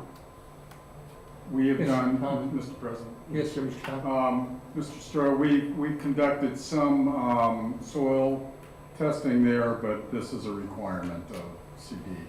I'll remind the board that this Central Avenue project is turning a formerly non-DSA school site into a school site. It's never been tested for this type of thing before. And that's the old Baptist church, right? I forget what denomination, but I believe you're correct. Yeah, And it was the Joe Cernas. Yeah, okay. Okay, answered my question. Thank you. Thank you. I need a motion on that, please. I motion to approve it. Motion to approve by Mr. Stroh, second by Mr. Porter. Student vote? Yes. Yes. On what, board vote?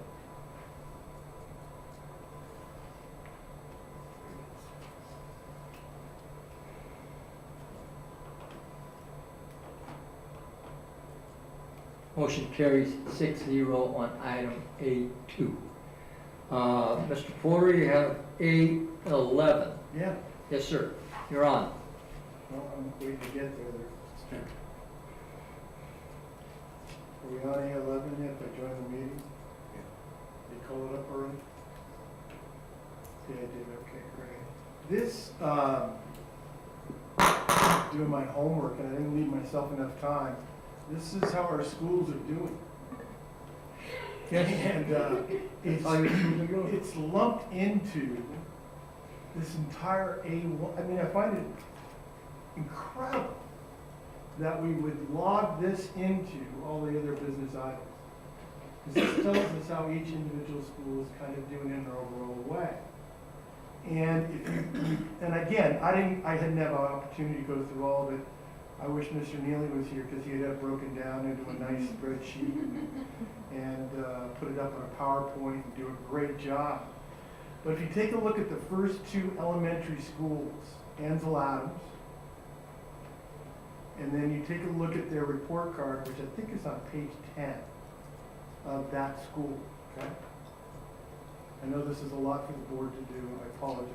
We've been through all of them, Mr. Porter. You read through all of them I did. Okay, Yes, you have one of those total recalls, so I you can tell me what's on couldn't say page no 10? total recall, but I can go skim through it and check it if I need to check it out. Wait, Mr. No, this is why I love you.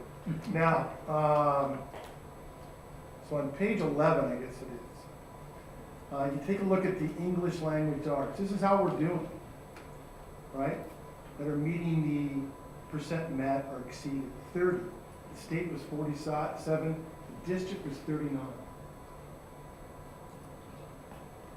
I know you can't find me, but I'm on page 11 under Angela. Mr. Nava can help you navigate. Yeah, well, just navigate it to 11 and that's it. You know, Then it's mathematics. It's easy to get through, scroll it to 11. And we're on 21, and the district is 27. The state is 33. This is one of our schools that probably is underperforming. Am I wrong here, Mr. Solid? Or would you say it's performing? Or overperforming? Being underperforming.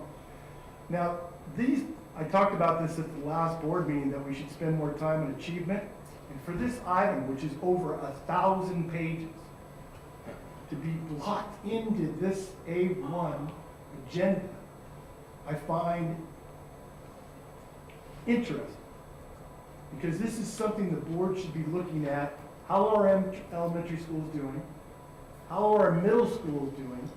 And then how are our high schools doing? And then if you take a look at the absenteeism, you would be shocked at what some of the groups are, or some of the schools are undergoing. Some of it's at 50%. 50% missing school as an average for that school. I find that incredulous. Because that is something that we can take control Let me make a comment, Mr. Porter. I know we can take control of some of the attendance because kindergarten is included in those attendance, and they're not required to attend school, so we don't track we have more absenteeism on kindergartens. of. Right. Yes. It's still 50%. Yes, 50%. If you remove 10%, say, you're still at 40%. Again, we can't control that because No, I we're agree not, with you about the kindergarten. ADAs, okay. So I'm that's, saying that's about the the most, other that's the most people that we have absent though, see? Yeah, but out of 50% of the school, Absolutely, could be. how many kids attend since you read this? How Oh, many kids attend? I don't know how many kids. As I left. mean, the enrollments are on there, enrollment by grade, and everything is on this section. Mr. Porter, I don't know, but I've been through this so many years, and I don't think there's any other way that you can have it. This is for your information, and you I just agree. go through that. If you go through your schools that you represent, I would go through those Am ones. I speaking right now? You are speaking, and I'm answering you on this, see? But I didn't ask you a question. Okay, go ahead, Okay. continue. I picked the top 2 schools in each division, elementary, middle school, and high school. Some are doing very well. Some aren't doing very well. These are the things the board needs to focus on. We're not. We just we would blow through this whole thing and just pass it. And we should be asking the questions is, what are we doing about attendance? What are we doing about the ELA schools? What are the things that are what we could work on as a board? Make objectives for. So student achievement is why we're here. Yes, fiduciary is extremely important, but we have to have our kids learning. And if I was leaving as an administrator or one of these schools, I would think one of the things I could hang my hat on is our students are achieving. A lot of these schools, and it could be because of socioeconomic, I don't know. We have certain ethnic groups that are not doing well in terms of attendance. What are we doing? So I pulled this item to show the rest of the board how much information's here and how much we just glossed over. Now, did I read all of it? No. Should we have a board meeting looking at student achievement? Breaking it down by elementary, middle school, and high school? You bet we should. Is being responsible with money important? It is, absolutely. And no one's more fiscally conservative than me. But we are here for student achievement. What are we doing to help our kids learn and do better? So my point in pulling this item is, there are things in here that we really need to discuss on a micro level and a macro level. And to just throw it in with the agenda item for us to read, but not discuss and digest, I find interest. That's my point. Thank you. Mr. Knott, I have a question. Question? Mr. Porter, I take offense that you feel that you needed to bring this to our attention, that we are not aware. You are implying that the board has not done their due diligence and that they have not read this report, and I personally read it, and I take offense to that comment. I never said, because you referred to me, I'm going to I answer this. did refer to you because you Yes. said And I I'm wanted gonna to answer bring you it. right now. I never once said that anybody on this board did not read it. I said it was a large item. Absolutely. That should be discussed individually by all of us. I never said that you did not go through all of this. So please, I didn't say that. What you said was you I implied said that you brought that it to the- our attention. I in brought it case to we our were- attention. Let her finish. Okay, go ahead, you're Let right. her finish. I agree with you, it does need more attention, and I think That's my there's point. so much, well, it got lost, for me, it got lost. Well, good, sorry. Okay. Any other comments? Yes, Alicia? So I would just like to say, because I know you brought up attention and attendance, sorry. Yes. So I've heard from a couple teachers, and I really strongly believe that this new time change is a big part of this new attendance, like people being late, not showing up, especially to first and second period. It's a really rough one because especially student athletes who are doing sports, their practices run later, and then some of them have jobs that also run later. So it gets really late nights for them, and then they want to have downtime to relax. They end up staying up till 1, 2 in the morning, and they don't show up for first and second period. And my first period teacher was telling me, she's like, I've never seen this many like absences in first period in all my years of teaching. She said she really strongly believed that it was because of the time change in the schools, and I think that's starting to have an effect on students. I think in the beginning it was very good, people got to sleep in, but now it's becoming a routine and people are knowing they can stay up later and not show up to class. Thank you, Alicia, for that information. Joseph, will you have the same problem? I would like to say, I'd like to say that I like to agree with Alicia. I feel like McNair definitely has a big problem with our attendance as well, queuing into our first periods. We have a big traffic issue on Murata and West, and so a lot of students are late because of that. They get stuck on that red light on the Murata side, and as well, I feel like this new schedule also puts a lot of stress on these student athletes, and not just student athletes, but every student in general who stay up late, who have other responsibilities other than just doing their schoolwork and showing up to school every day. They have outside responsibilities that make them stay up later, or they would like to relax and wind down or spend time with their family. And I know it's California law. I know that we switched it because of that, but I believe that the new schedule definitely does have a big issue with that. Thank you, students. Mr. Nava, members of the board, I just want to make sure that you understand that the reason this is on consent agenda item is it is a statutory responsibility that we bring it to the board, but the school accountability report card and what it is reporting on, that has to happen prior to it being posted for parents to see that, which is why it has been brought. And one other point, we do have a study session coming up, and that is certainly a good time for us to take a deeper dive into student performance, as well as looking at our attendance realities that both students have spoken to. Just wanted to clarify that.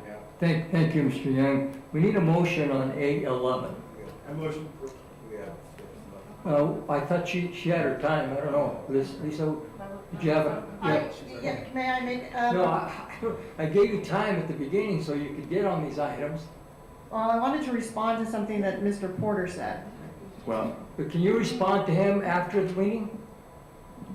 Well, I don't want to hear the response. Is it making transparent or not? Wow. It's transparent, but I mean, we're wasting time actually, Elisa, because I gave you the opportunity to do this and you should have been aware of it. But in my defense, I want to say. Go ahead, I'll let you go ahead. In my defense, I did not know what he was going to bring up. So I do want to bring up one thing that is on every single page of this report. On the last page, they do talk about teacher salaries. This district is a little bit lower than the state average for teacher salaries. But on absenteeism, being a classroom teacher myself, one of the things that is really difficult is we do, as teachers, we have a lot of jobs, and one of them is trying to find out why our students aren't coming.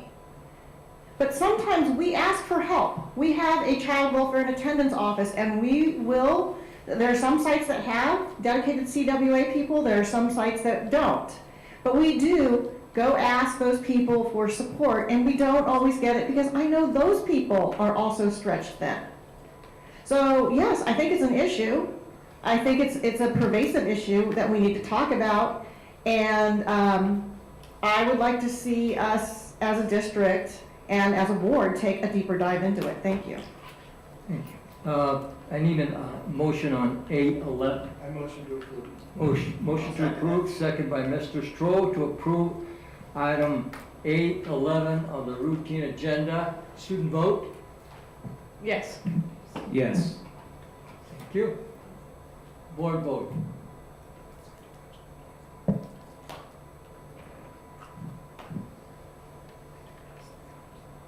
Motion carries 6-0.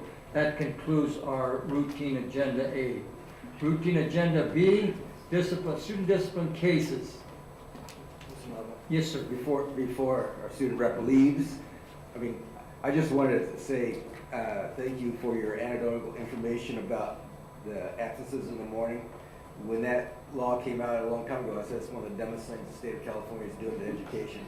And your firsthand experience kind of backs that up from yours also. So thank you. Thank you. Now go do your homework. Thank you. I used to have some comments also, Mr. Connect. I wholeheartedly agree with you, but I had some comments from the other student representatives earlier in the year. We love this. Yeah, We that's love this time schedule. We Yep. love it. Yeah, and it was early in the year. Exactly. All right. All right, let's go with consent agenda B, discipline cases. Move to approve. Move to approve by Ms. Connect. I'll second it. Second by Mr. Stroh. Students no vote on this one, please. Board vote.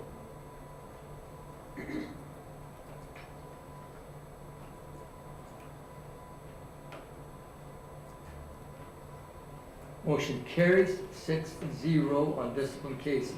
Personnel matters, Mr. McCullough? Routine personnel matters, Mr. Yes, Dodd. sir. All right. Move to approve. Move to approve by Mr. Knacksack. Second. Second by Ms. McFarland.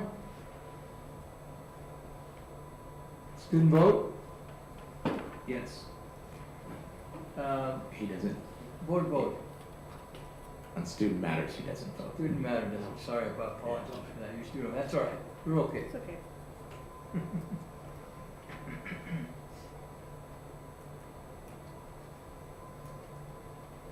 Motion carries 6-0. All right, we're going with communications. Comments from employee group representatives.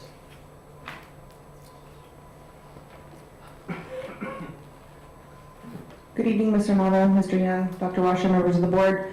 I just wanted to, I guess, report out on bargaining yesterday. I thought it was a good day. I thought we were making strides in the right direction. Passed paper back and forth. I felt the mood in the room was light, and I think we're making some strides in the right direction. We are pretty still far apart on our ask for salary, and I just don't know how we're going to fix our salary schedule by only offering COLA. Our salary schedule does not currently represent minimum wage, and I'm not sure what your guys' plans is to address that, but it is an ongoing problem and is one of the main reasons why we continue to ask for more than COLA. And we do have a couple more dates coming up, and I hope that we can meet in the middle soon. Thank you. Thank you, Dennis. Any other group representative comments, please? President Nava, members of the board, Mr. Young, Dr. Washer. First of all, again, I wanted to thank you for recognizing our national board certified teachers. It is quite an accomplishment. I think that Lodi Unified, for a district our size, has more national board candidates than other districts in the area, and I think that we should definitely thank Lori Celeste and her hard work with mentoring these teachers to get them through the process. Speaking of teachers, so looking at the personnel, this time we had more teachers resigning than retiring. We had 8 teachers resign versus 7 retiring. What's really disheartening to me is we had a loss of 3 special ed teachers, where we already started off with a deficit of 35 special ed teachers this year. So the question comes to, what are we doing to retain our teachers? Especially those teachers who agreed to take on one of the toughest jobs in education. The teachers that are retiring are mod severe, or that are quitting are mod severe. And speaking with them, I don't think that they were given the opportunity to be nurtured, to correct things that their principals didn't think that needed a correction. And we're going to turn these people off from teaching when we don't already have people coming through the pipeline. We need to keep that pipeline full. If you look at what's going on with credentialing programs throughout the state, we don't have people enrolling in them. We got to keep the teachers we've got. We've got to nurture them. We've got to show them that there's a pathway. And I don't think this district is doing a good job of that. And I'd like to see that change. And I'd like the board's help in getting that to change. Another thing that's happening is something that I don't have a control over, but it's the lack of paras and PAWs in our special ed classrooms. I'm hearing from teachers that the lack of paras and PAWs is affecting safety in these classes. I even had one teacher tell me that they had the principal ask them to, quote, ask your nicest parent to keep their child at home, unquote, so that the low staffing ratios don't present safety hazards to both students and staff. Think about that. Ask your nicest parent to keep their child at home. We have obligations under their IEPs to provide them with an education, to provide them with a specific number of minutes. If we can't do this, the district has some major issues. They are opening themselves up to liability. If all the students show up and we don't have the class fully staffed, then again we have safety issues. Again, opening up the district to liability. As my colleague Desiree Wise said, I know this is a CSEA job classification, but it affects teachers, it affects students. We need to fix this just for the safety of these our most vulnerable students. And then finally, I know that some of you heard about some kindness challenge speakers that kind of missed the mark. Great idea. I think it's for us to have a kindness challenge, but I think the speakers were poorly vetted. So here's an idea. Teachers on the sites know their schools. They know their students. Why not have organically grown kindness challenges from the schools by teachers who know their kiddos, have them put together programs, give them the budget to find maybe speakers or other activities that could kick off the kindness challenge. I'd love to see that instead of what was done before. I think it would be a better use of district money. I think it would be more impactful for the students at the sites. Thank you. Thank you. Any other comments from representatives? Board comments? Mr. Porter, you bet. I've been the vocal one tonight, but anyway, I had a great visit at Tokyo High School with their new principal, Mr. Avalos, and campus was great, kids are great. They did have the kindness assembly, which, whatever, things happen, but the kids were really well behaved. The teachers are fun to see. The campus is just very, very calm and peaceful. The administrators are out and about, and Mr. Avalos is very proactive, and it was really good to see. I was there for 38 years as a teacher, and I saw a lot of friends, and they all spoke very highly of the principal and what's going on with the admin, and I talked to the secretaries in the office. They are just happy. You couldn't see a better environment at Tokay. This made me feel really good and really positive day for me. And I shared that with Mr. Young, and I like the fact that leaning him on the back, and Mr. Avalos is doing such a nice job, and his staff is functioning very well. They're out and about. The kids know who they are, which is not happening all the time. So very positive day for me. Left me with a good feeling. Thank you, Mr. Porter. Mr. Stroll? I'm going to kind of echo what Mr. Porter said, and it was, I visited all the grammar schools in my area and high school. And as a high school teacher for over 30 years, not quite as long as Mr. Porter, but I went out to learn a lot and just observe the different schools. And I asked each one to brag a little bit about just different things about their schools. And I'm not going to go through all of them, but I wanted to hear their good points because a lot of times from either parents or when I'm getting the eye doctor or getting my haircut, I always hear the negative things. You know, you're on the school board, you should do this.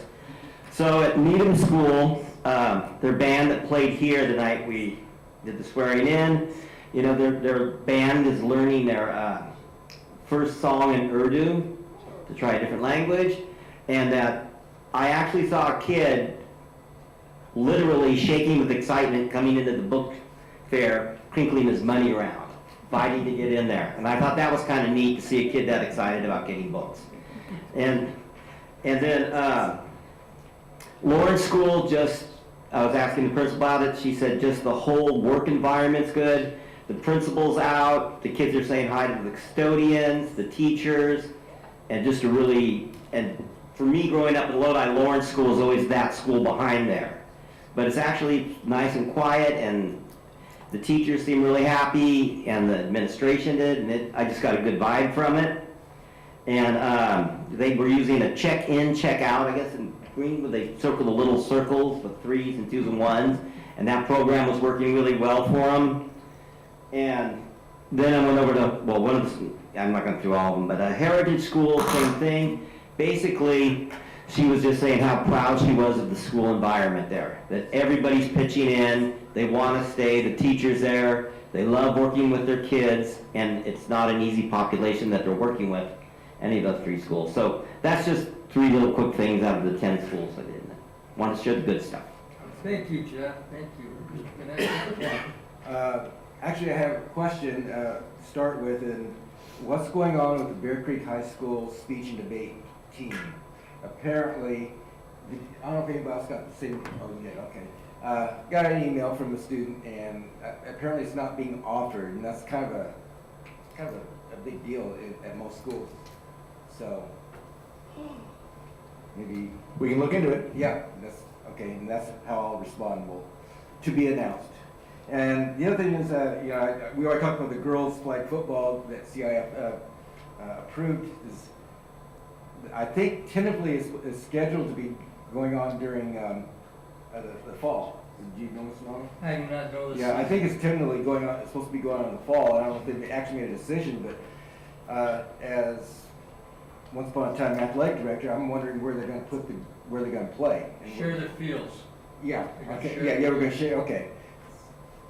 Yes, Yeah, that's, yeah, I know. I'm serious. Yeah, I'm sure. Okay, well, anyway, I just see this as a great opportunity that I hate to see fail because we don't have good facilities for them. But anyway. Thank you. Ms. Alexander?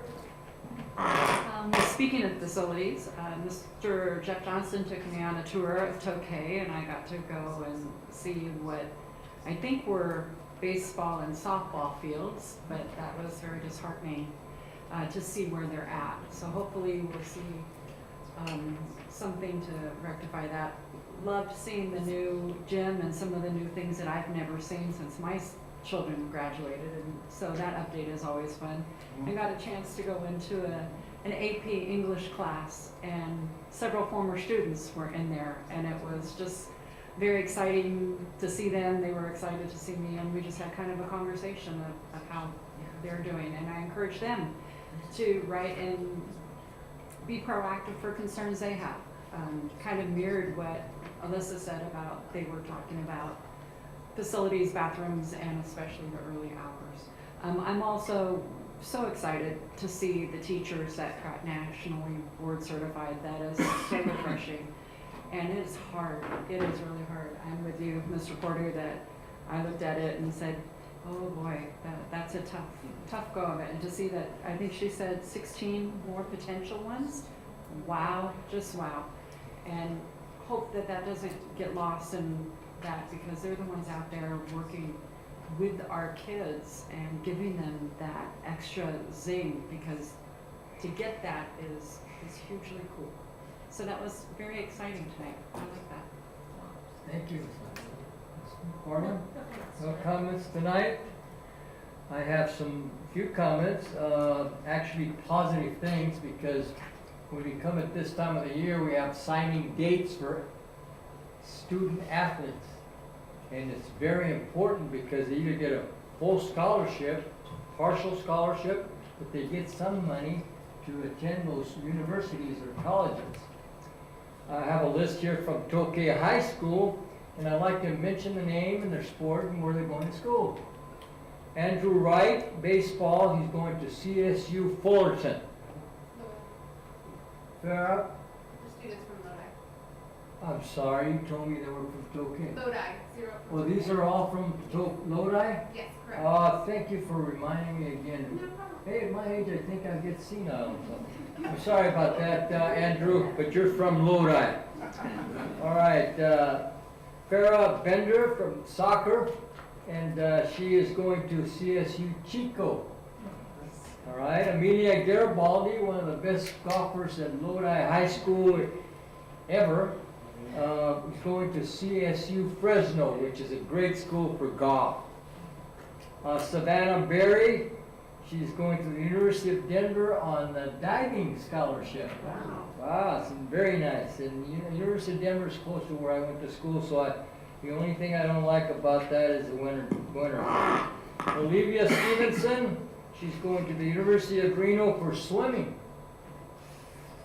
Shelby Richardson is going to Concordia University of Irvine on water polo. And Julie Pito is going to the University of Oregon Tech, actually, on soccer scholarship. Now we have some Stockton schools. Let's go to McNair. McNair has an outstanding 6'5", 355-pound offensive guard. They've got a full scholarship to Cal Poly in San Luis Obispo. And his name is Jaden Smith. You will hear from him. Another great golfer and for Bear Creek is Brenda Preet. Brenda is an excellent golfer, and she is going to the right place. Grand Canyon University in Arizona. That's where you want to play golf. And the other one, which is very seldom have I seen these people get a scholarship on soccer, and that's Lorraine Sofitimex. She is going on a soccer scholarship to St. Mary's College. Awesome. Very good. And I want to tell you that Mr. Young and Mr. Stroh and I attended one of these etiquette luncheons at Lang's Winery for Serna people, 4th grade. Very interesting. Had a great fun with all 4th graders. I haven't seen 4th graders in a long time. And they communicated very well and had very excellent manners and so forth. And that's the objective of that luncheon, is to have the manners and know how to use your fork, your spoon, and your knife and all that kind of good stuff. So we enjoyed that. Mr. Stroll, I know you had fun on that. Right. And we also have, I want to, this is my thing, is I want to know the input on this attendance, the absence on this attendance of the change of time. It's very important when two representatives of students come in and tell you this, and I'm not aware of it because I have a granddaughter that goes to Bear Creek. She's never late because I take her to school, she mentions it, I have to stay till midnight because she swims, but it's part of being a student. But again, we should not miss school. School is very important. Okay, anybody else? Okay, we have some board advisory committee reports. Anybody? I do. I belong to the Stockton Parks and Recreation Commission through the Lodi Unified School District. And I want to tell you that all the parks in Stockton are closed. Safety hazard. And as you will know, most of you know, if you've been around the campuses, all these elementary schools are close to a park. If not, maybe 100 yards, 200 yards, 300 yards, they're close to parks. And I know that when I go through by D'Antoni Park, that we have a vice principal there guarding that stay away from the trees here, and they go on the outside perimeter to school. So those are the things that the parks are. We have 67 parks in the city of Stockton. and almost 13, 14, 15 elementary schools, plus middle schools, plus high schools, have parks close to them. Most. That concludes my report, and I need a motion for adjournment. Motion to adjourn. Motion to adjourn by Mr. Porter.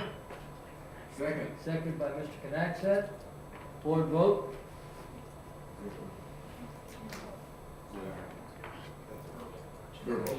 Verbal. You don't need to vote. The boss said we don't need a vote.